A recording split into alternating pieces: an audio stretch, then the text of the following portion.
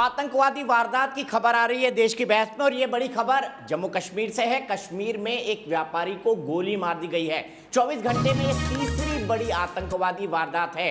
व्यापारी को गोली मारी गई और उसके बाद अस्पताल ले जाने से पहले ही व्यापारी की मौत हो गई।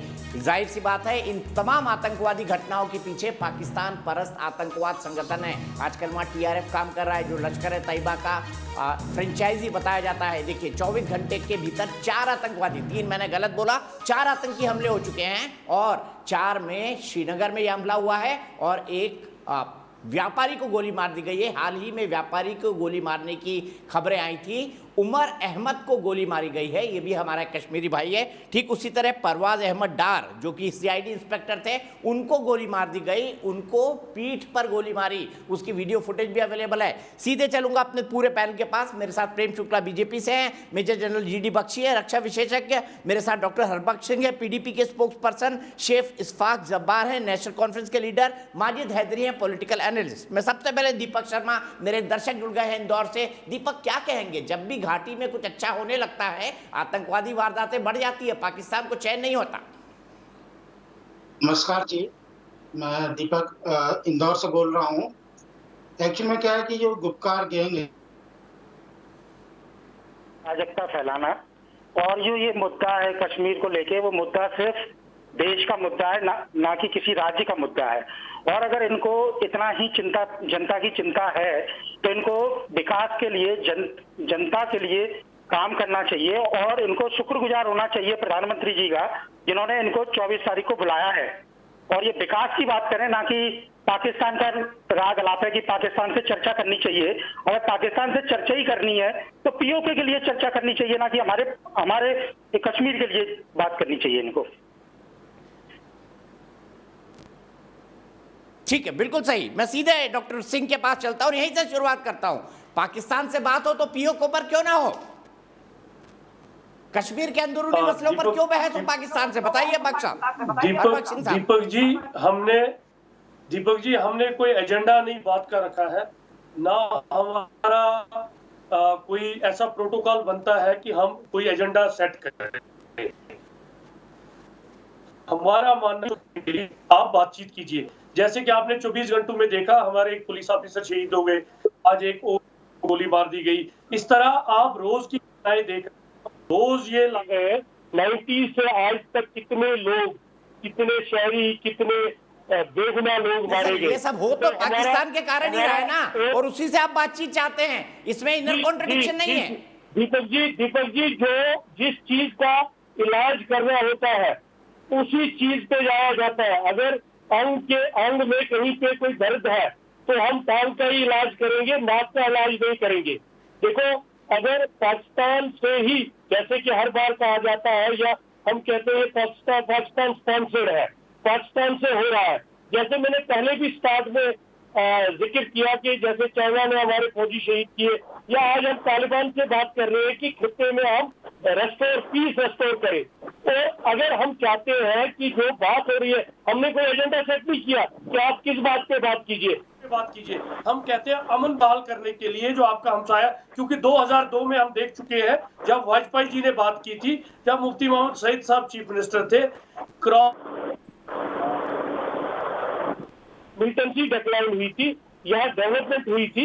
आज जिस डेवलपमेंट की बात कर रहे हैं, जैसे कि हमारे एक भाई साहब अभी बोल रहे थे, मैं DDC मेंबर हूँ, मैं इलेक्टेड मेंबर हूँ, 6 महीने हो गए, डेवलपमेंट के नाम पे कुछ नहीं है, कागजों पे सब कुछ है। इसी तरह 5 सरपंचों को पूछिए, कल एक DDC मेंबर ने सुसाइड करने की कोशिश की कश्मीर में, 6 महीने हो गए, घर नहीं जाने दिया जा रहा है, अंदर कमरों में बंद रखा गया है। हमारे जो XMLA या DDC मेंबर्स है, उनकी जो सिक्योर अकोमोडेशन है वो छीनी जा रही है, PDP को विक्टिम बनाया जा रहा है। ठीक है, आप ही का सवाल मैं प्रेम शुक्ला जी के पास ले जाता हूं। आपने कहा वहां पर गवर्नेंस के नाम पर कुछ नहीं है। प्रेम शुक्ला जी, क्या जम्मू कश्मीर में गवर्नेंस के नाम पर कुछ नहीं है? ये आरोप है PDP का।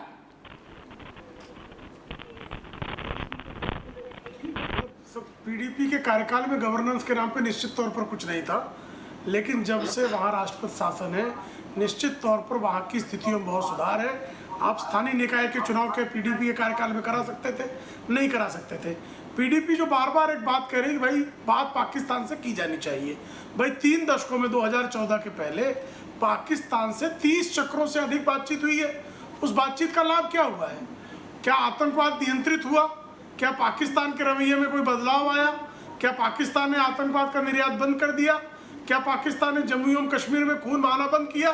तो नहीं किया। ऐसे में हमारी बहुत छोटी सी शर्त है कि पाकिस्तान आतंकवाद का निर्यात बंद कर दे, अपने भूमि पर आतंकवादियों को प्रशिक्षित करना बंद कर दे, उनको गोला बारूद देना बंद कर दे, आए वार्ता कर ले। लेकिन पाकिस्तान को चूंकि आतंकवाद ही चलाना, और अभी जैसे वहां राजनीतिक प्रक्रिया प्रारंभ करने की जैसे ही वार्ता प्रारंभ हुई, आप देख रहे हैं 4 घटनाएं वहां पर हो गई। इस घटनाओं में किसका हाथ है? जम्मू एवं कश्मीर के स्थानीय लोग तो ये प्रायोजित कर नहीं रहे। प्रायोजित कौन कर रहा है? पाकिस्तान कर रहा है। एलओसी पर तनाव क्यों है? एलओसी पर आपको सुरक्षा क्यों बढ़ानी पड़ती है? क्योंकि पाकिस्तान घुसपैठिए भेज सकता है। तो पाकिस्तान से बात करने का तो कोई औचित्य नहीं है। हाँ, अब बात रह गई, आप विकास का कोई एजेंडा है तो निश्चित तौर पर ले आइए कि जम्मू एवं कश्मीर का विकास हो, वहाँ शांति और सौहार्द स्थापित हो, वहाँ पर फुल फेज स्टेट फिर से बने और वहाँ पर फिर से राजनीतिक प्रक्रिया प्रारंभ हो। इस संदर्भ में वार्ता है। ऐसे में पाकिस्तान का कोण लाना ही वार्ता के बारे में, वार्ता की गंभीरता को हल्का करने का प्रयास है। और भारत सरकार की बहुत स्पष्ट नीति है कि हम पाकिस्तान से तभी बात करेंगे जब पाकिस्तान आतंकवाद पर कमिटमेंट कर दे कि हम आतंकवाद का निर्यात, उसका प्रायोजन, उसका प्रशिक्षण बंद कर देंगे। जब तक पाकिस्तान ये नहीं करता, हम पाकिस्तान से कोई वार्ता नहीं करेंगे। एक तर्क और दे रहे हैं जनाब कि भाई चीन से आप वार्ता कर रहे हैं, तो भाई 1965 में युद्ध के बाद ताशकंद में पाकिस्तान से भी वार्ता की गई थी। 1971 में जब पाकिस्तान के 2 टुकड़े कर दिए गए, उसके बाद शिमला में भी वार्ता की गई थी। चीन के साथ हमारा और पाकिस्तान के साथ जिस तरह से डीजीएमओ लेवल पर बात जो है, कमांडर लेवल पर बात जो है चीन से हो रही है, डीजीएमओ लेवल पर बातचीत पाकिस्तान से होती रहती है। तो डीजीएमओ लेवल भी बातचीत, लेकिन राजनयिक जो वार्ता है, जो विदेश मंत्रालय जिन वार्ताओं को कंडक्ट करना है, वो वार्ता तभी होगी जब पाकिस्तान आतंकवाद को प्रायोजित, प्रशिक्षित और निर्यात करना बंद कर दे। उसके अलावा कोई भी सिर पीटता रहे, सिर धुनता रहे, छाती पीटता रहे, उसका कोई प्रभाव भारत की विदेश नीति पर नहीं पड़ेगा।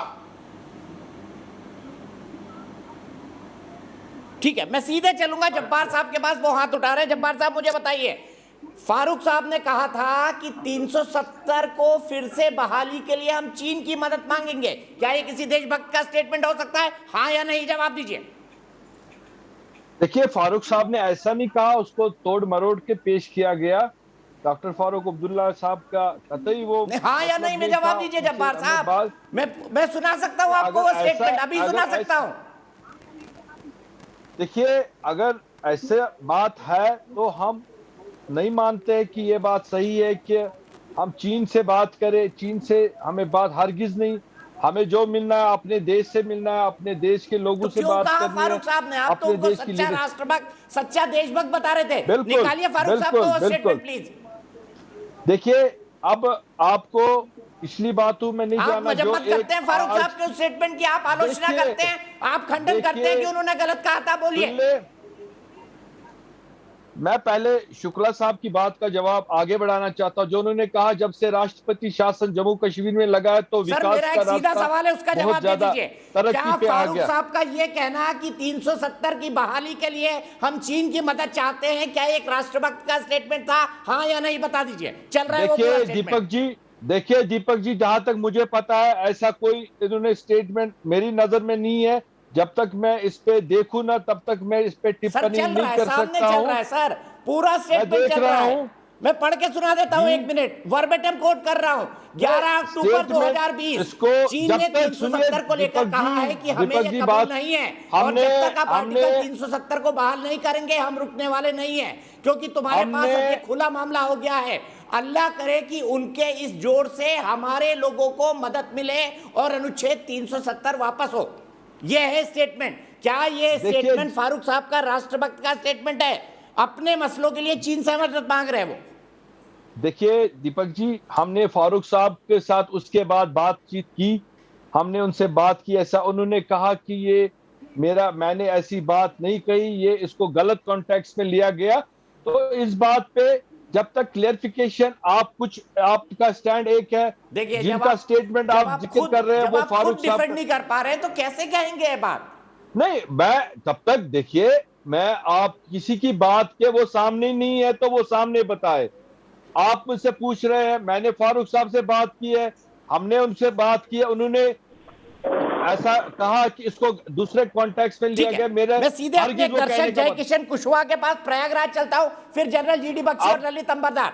ठीक है, मैं समझ गया आपकी बात। आप कह रहे हैं आउट ऑफ कॉन्टेक्स्ट उनको कोट किया गया। दर्शक मेरे डिसाइड करेंगे। कुशवाहा जी, क्या आपने फारूक अब्दुल्ला साहब का यह स्टेटमेंट सुना था और क्या यह स्टेटमेंट ठीक था? बताइए। देखिए, मैं चौरसिया जी, मैं बहुत जिम्मेदारी के साथ ये कहना चाहता हूँ, विशेषज्ञ या नेता क्या कहते हैं मैं नहीं जानता, मतलब मैं नहीं समझता उनकी बात को। एक आम भारतीय नागरिक की तरह मैं इतना कहना चाहता हूँ कि हमारे प्रधानमंत्री जी जो सर्वदलीय बैठक मतलब कश्मीर के विकास के संबंध में बुलाए हैं, ये बहुत ही सार्थक पहल है। अब समय आ गया कि हम जो है सभी दल के लोगों को जो दलगत भावनाएं उनसे उठकर राष्ट्रहित में एक सकारात्मक, सृजनात्मक और दूरदर्शी पहल करनी चाहिए। और ये बात स्पष्ट है कि कश्मीर हमारा अभिन्न अंग है, ठीक है। तो इसमें हम दूसरे के बाद, जैसे कुछ लोग कह रहे हैं 370, 35 से पाकिस्तान के बाद चीन से बात, ये सब बहुत ही नकारात्मक बातें हैं सर। तो मैं उम्मीद करता हूँ कि हमारे जो राजनेता हैं ये जो नेगेटिव पॉलिटिक्स है इसके ऊपर उठकर सकारात्मक और विकास पर राजनीति को भारत का भविष्य निर्धारित करने देंगे। हम यही उम्मीद कर सकते हैं सर। बाकी तो जी अब जो करना है नेताओं को अपनी समझ को। सीधे चलता हूं जनरल बख्शी के पास। जनरल बख्शी, क्या कहेंगे, कैसे देखते हैं आप फारूक अब्दुल्ला साहब के 370 पर चीन की मदद मांगने के इस बयान को? देखिए, मैं पहले तो जवाब देना चाहता हूं डॉक्टर सिंह साहब को। उन्होंने व्यक्तिगत बहुत सारे आरोप मेरे पे लगाए हैं विच आर वेरी अनफेयर। मैं कहना चाहता हूं कि हम सबको बड़ी खुशी है कि हमारे प्रधानमंत्री, हमारे देश के प्रधानमंत्री नरेंद्र मोदी जी ने एक स्टेप लिया है टू गेट ऑल पार्टी। लेकिन हमको बहुत आक्रोश है, हमको बहुत नाराजगी है कि उनकी इस दरिया दिली के बाद भी ये जो है इन्होंने बिल्कुल पीडीपी ने जो तकरीबन जैसे अवहेलना की है। उन्होंने कहा, उन्होंने पाकिस्तान को बीच में लाने की बात की है। ये तो हमारे प्रधानमंत्री जी के ऑफिस की गरिमा के पर खिलाफ जाता है। इफ बस आप लगाएं, जब आपको एक इनविटेशन दिया है prime minister of India himself ने कि आप आके बातचीत करें, present your point of view, आप बैठ के इफ्सन बट लगा रहे, आप कह रहे हैं कि आप नहीं करेंगे फैसला, पाकिस्तान फैसला करेगा, पाकिस्तान को लाइए। जबकि क्या हमने पाकिस्तान से बातचीत नहीं की। प्रधानमंत्री जी ने जब अपना कार्यकाल पहला शुरू किया था तो first thing he did was to call Nawaz Sharif. फिर वो गए, वहां गए, उसकी बेटी की शादी तक गए। अरे यार, और कितने प्रयास करें? अब चाहते क्या है कि हमारा देश जाके घुटने टेके पाकिस्तान के सामने? मतलब कौन सा प्रयास नहीं किया गया? आप प्लीज मुझे ये समझा दीजिए, कौन सा प्रयास नहीं किया गया? Every effort was made to talk to Pakistan, every effort was made to Pakistan. हर बार पाकिस्तान ने पीठ में छुरा घोंपा। हम कितनी बार छुरे खाएंगे पीठ में? और आप क्या चाहते हैं? महबूबा मुफ्ती क्या चाहती है कि हमारे देश के प्रधानमंत्री जाके घुटने टेके पाकिस्तान के सामने? क्या बकवास है ये? क्या बकवास है ये? This is absolutely unacceptable. मैं फिर दरखास्त करूंगा दोनों हाथ जोड़ के इस देश की इलेक्शन कमीशन से कि वो जो है इस पार्टी को दीपक भाई, मुझे 30 सेकंड चाहिए। Insult to the prime minister office which is not acceptable, not acceptable. ठीक है भाई, मुझे 30 सेकंड चाहिए। ठीक है, बिल्कुल सही। माजिद हैदरी 30 सेकंड, फिर ललित अंबरदार 30 सेकंड। माजिद हैदरी जी, मुझे मेरे पास वक्त नहीं है। दीपक भाई, इस मंच पे मुझे कोई भी गाली दे मैं सुन लूंगा, लेकिन प्रधानमंत्री जी को अपमानित ना कीजिए। जनरल साहब ने कहा पीडीपी गद्दार है, पीडीपी वाले गधे हैं।